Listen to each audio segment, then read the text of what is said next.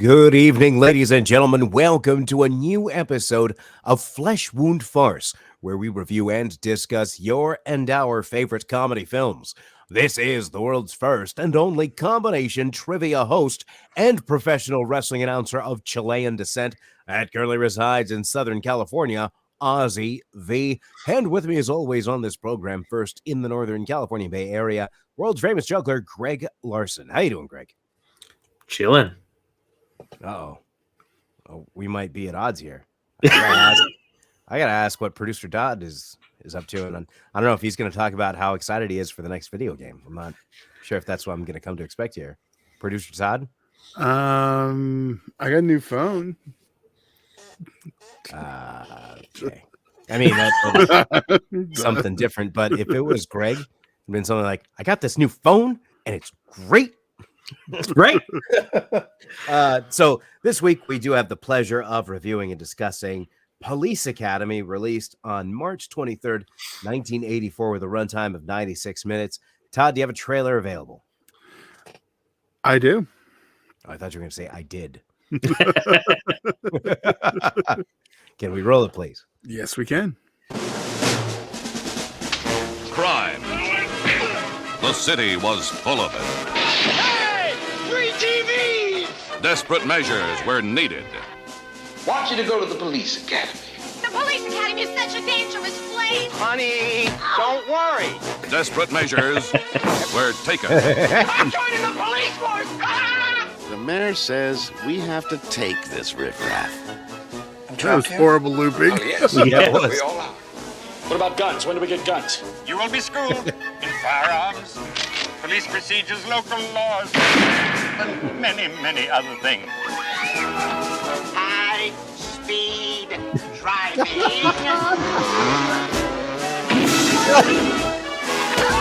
and self-defense. I need a volunteer. Oh my gosh. Police Academy. Where did you get this gun? Mom gave it to me. Mister, I am warning you, Hightower! They're lean, 20, Roger. mean, Does the radio bother you?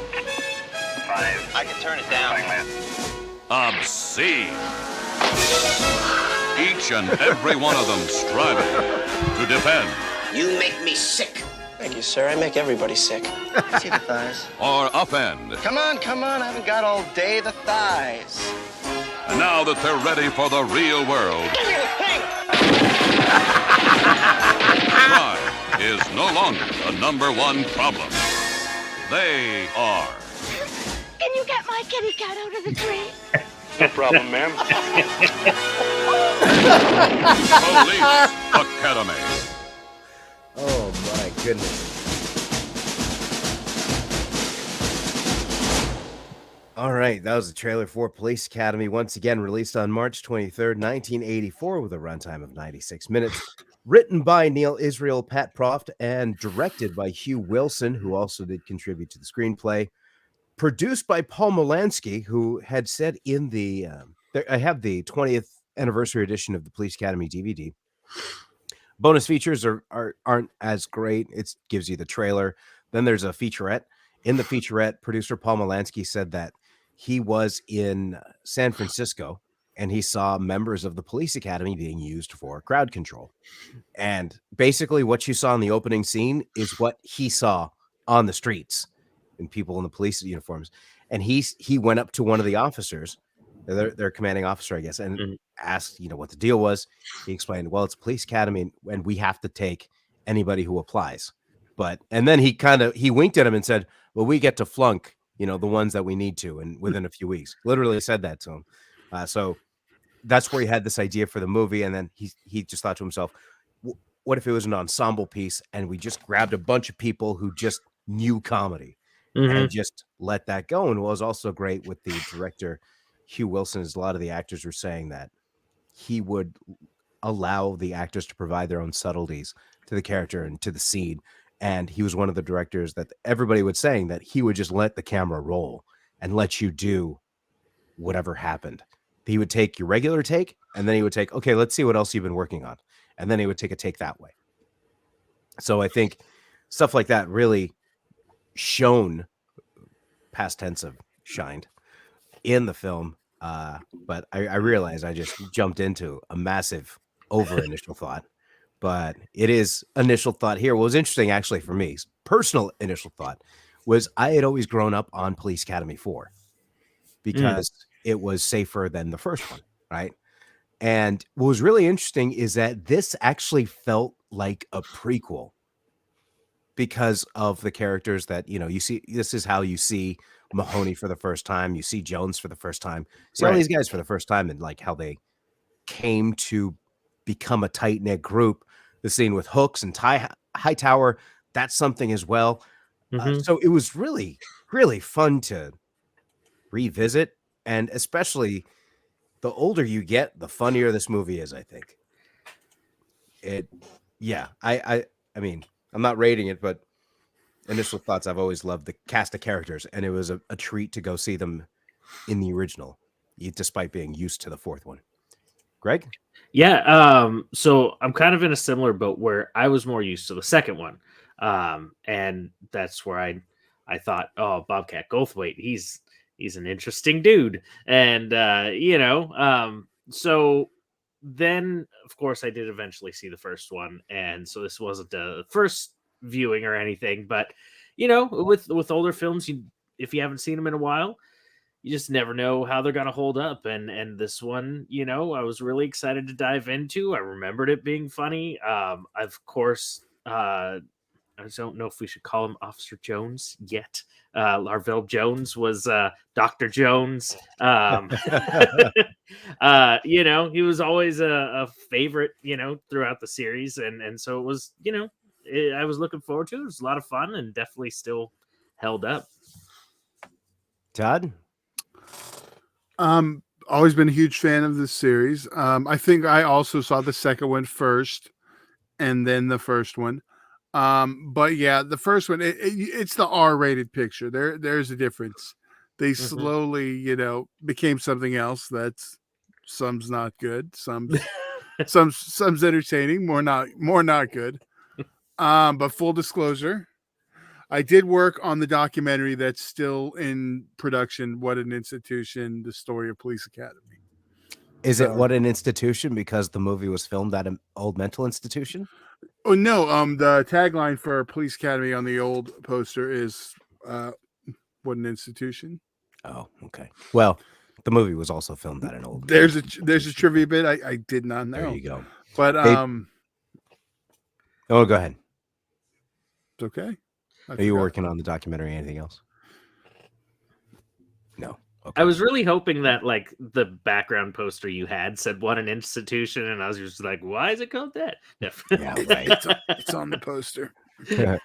But actually, true story is that the film was completely filmed at a mental institution, and they actually left every sets there, and they were charged $1 a night at the time because it wasn't. So that way it wasn't just free, but it was something. Yeah, it's on the poster Ozzy's showing too. You just can't see it. You can't, because I wanted to get more of the cast of characters. Now, interesting couple of notes. First off, I wanted to bring up, you mentioned Michael Winslow being played by Larvell Jones. I realized I didn't mention any of the stars. Michael Winslow? No, you did it backwards. Did I say Winslow Michael? No, you said Michael Winslow. Go ahead. Being played by Larvell Jones. Oh, right. Yes. The film is obviously starring Steve Guttenberg as Mahoney, Michael Winslow as Jones, G.W. Bailey as Captain Harris, and Kim Cattrall as the love interest for Mahoney. Now, a note about Michael Winslow, when he was, his name was thrown in the hat for the role, they went to go see him in Long Beach as he was opening for Count Basie. And right before the show went on, the mic cut off, and they were having mic issues. There was no mic, and he was supposed to do a stand-up set before Count Basie went on. So he actually went to the fire marshal and got the fire marshal's bullhorn and did his entire set over the bullhorn. And after seeing the set, they didn't want to see anybody else. They wrote his role specifically for him. That's Wow. why there's a lot of gags that specifically like cater to the things that he can do. Is because the minute they saw all the stuff he could do, they pretty much just this character is going to be him, and we'll adjust as necessary. Also, another great bit. What's funny, David Graff playing Tackleberry, he auditioned in full camouflage for the role. Awesome. And what was really interesting about seeing him in this environment, because like I said, I'm used to Police Academy 4, so at this point he's already an officer and he's already there. But seeing this young Tackleberry really reminded me of Rainn Wilson's Dwight. Mm-hmm. Like a lot of like Dwight, and obviously Jim has been known as the Bugs Bunny, but here, I mean, this is the original, like closest character to, even from the very beginning with the first gag with the parking lot. It's just fantastic. Which, by the way, the location of that parking lot, the film was in the city of Toronto, and that where the parking lot is in the movie, that is now where the Hockey Hall of Fame is located. Oh, nice. Interesting there. Now it's mentioned that there is a commentary with the DVD that did feature up to 5 cast members. And I know that I've said in the past, usually when you get above 3, it's a little tough for me to hang. But for this movie, it worked. It opened up with Paul Maslansky, the producer, Steve Guttenberg, G.W. Bailey, Michael Winslow, which, by the way, throughout the movie, he tries to like throw in some sounds, which is great. Like, for example, Kim Cattrall's mother in the beginning, she's petting a cat. He's doing cat sounds while it's on the screen. It's great. And also you had Leslie Easterbrook, who played Callahan. And then halfway through, the director Hugh Wilson had joined, which, by the way, was the individual who Hightower rear-ended while he was out practicing. And then he said, "What's wrong?" He like looks inside, then he sees Hightower, and then he just walks away. That was the director of the movie. Oh, nice. And unfortunately, G.W. Bailey does leave halfway through, but he did mention that his mother, G.W. Bailey's mother, worked at a church, kind of teaching Sunday school, or it wasn't Sunday, something with the church specifically. So he described as being very religious, basically. But he had said that the moment she laughed the hardest was with Callahan, and I can't remember his name, but in the trailer, that scene with Callahan pulling in the guy and him being in love after that. George Martin, thank you. That she could not stop laughing during that scene, which he found very interesting. But such a great time with this movie. So speaking of moments, let's jump into our favorite moments. And as I previously mentioned, the podium scene is not applicable because that is the best scene in the movie, objectively. So that's out. But I will let you guys go first and I'll go last. So let's go first with actually producer Todd. All right. Uh-oh. Should you be last? Well, mine just may be problematic, but so I'm gonna just say my favorite scene. When I can't remember which one of the two.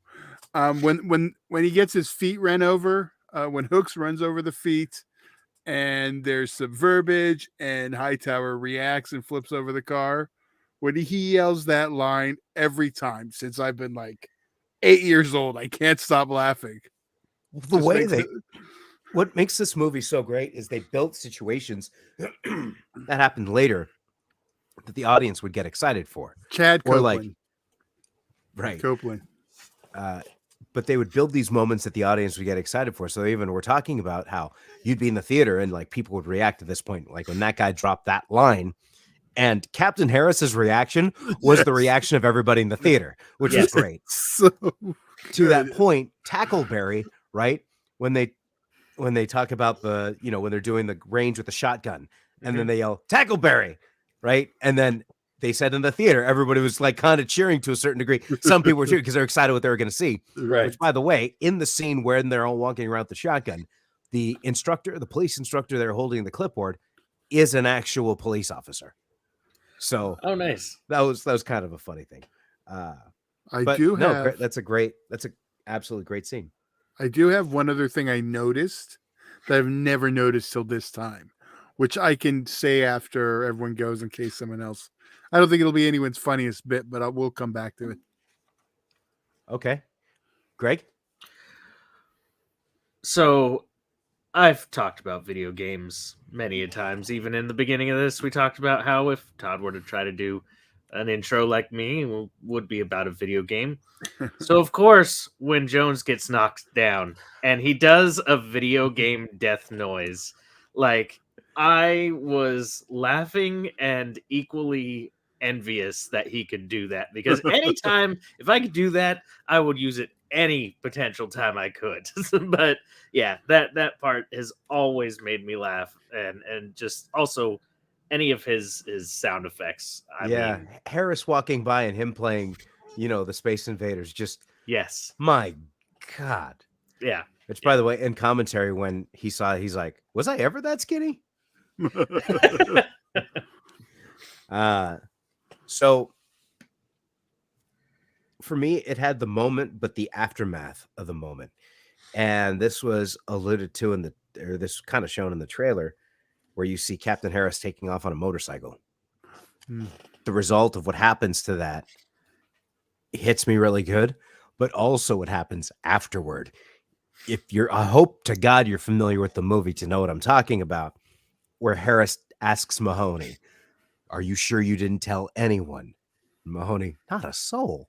And everybody just trying to hold in their laughter, especially Jones, because you can see he knows which one he wants to do. And if you look at him, like I saw this regularly and I saw it with the commentary, and both times you could kind of see his veins are popping out of his neck because he's so hard just resisting. And when that hits, oh man, it's so good. I can't get enough of this movie. I mean, to be full disclosure, I saw this one and I wanted to see it again, except I opted for the second one. Not the best idea. I should have just seen the first one over, to be honest. Not saying it was bad, just not good to see them back to back.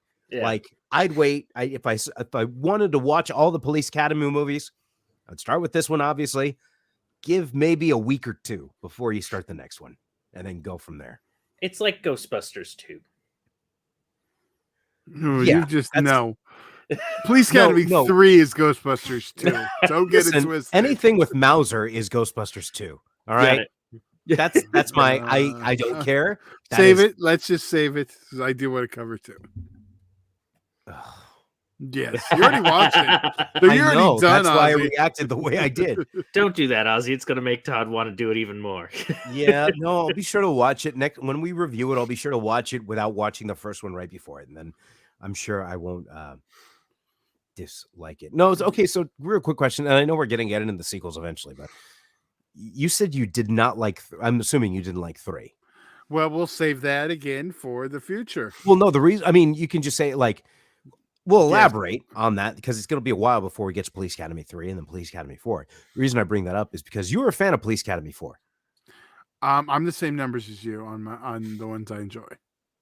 Although it seems like yours may have changed slightly. I've always been 1 and 4 as the top. Yes, but you've always said 1, 2, and 4 were the only good ones. So I said you may have changed because you just left out 2. Well, he said it's not that he didn't like to. This is back true. to back. I made the mistake of watching it right after the first one. But every other time you said 1, 2, and 4, and now you've just said 1 and 4. Okay, interesting. Maybe it was because I just saw 2 and I was like, I'm not sure. That's what I'm saying. I think it's because, honestly, you're watching it right afterward. Now, there is kind of an interesting. I didn't get the extra's name, unfortunately, but in the very first scene where you see Tackleberry as a security guard and there's a surprise party there, right? One of the people in the room also leads the poetry session in the 4th installment where Zed comes to do his own poetry. So getting into the ratings here, it's no secret. It's no surprise. It's a 5 out of 5 for me. 100%. As a movie, as a comedy, this film is fantastic. It's practically perfect in every way. I mean, you're not wrong. It's got so many great moments to it. There's a lot of laugh out loud moments. It's got a great story, obviously, and amazing cast of characters. So I have to agree with you on that 5 out of 5. No argument here. I'm also 5 out of 5. The one thing that I didn't mention earlier, because you brought up, the most iconic scene, I guess we'll go with the podium scene.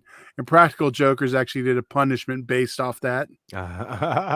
So that was funny. But okay, the thing I never noticed till this viewing, like I noticed the first bit, but beyond that, I've never paid attention. It's when the commandant comes down. It's the first time he's talking to the cadets, and he's saying how many weeks it is, and he doesn't know. So he kind of like and you can see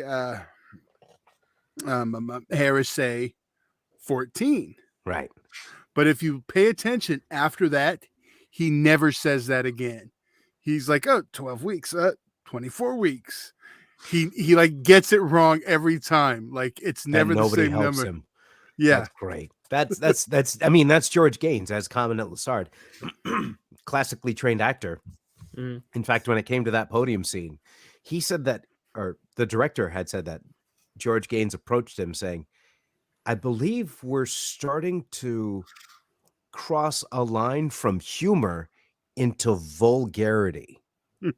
And the director told him, I think it's kind of both, which is great. And he says, I think, with the way it's done, it can work. Yeah. And especially like just to finish that off, to him to leave that podium scene. What are you going to do about Mahoney? What has he done? I don't know. Can I leave? So a couple of last things. Hooks, when she was asked to read for the character, Marion Ramsey, she basically had said that she did an impersonation of when Michael Jackson went to go see her while she was in Little Shop of Horrors. So that soft voice that you hear was basically the audition. Like, basically, she's doing a Michael Jackson impersonation for that voice.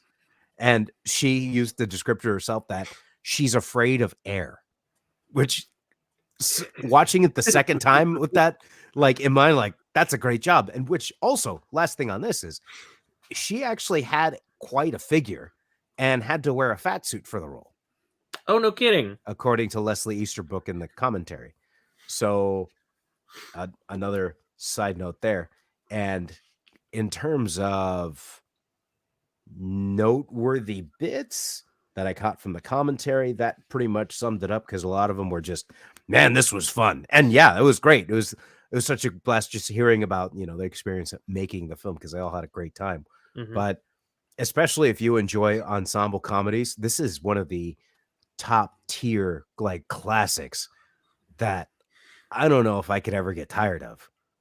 Like I might watch this again tomorrow, to be honest.